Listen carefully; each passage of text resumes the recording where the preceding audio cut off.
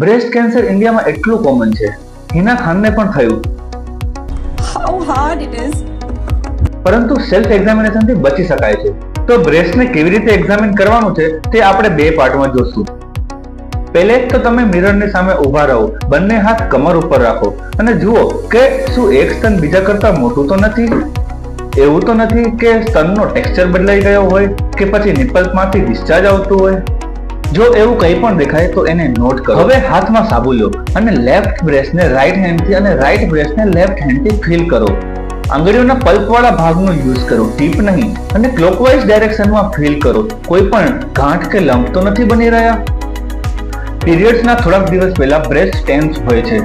પીરિયડ્સના 6 થી 7 દિવસ પછી દર મહિને સેમ સમય પર બ્રેસ્ટ ચેક કરો. આ માહિતી બધા સાથે શેર કરો, ખાસ કરીને તમારા કુટુંબની મહિલાઓ સાથે. ધન્યવાદ.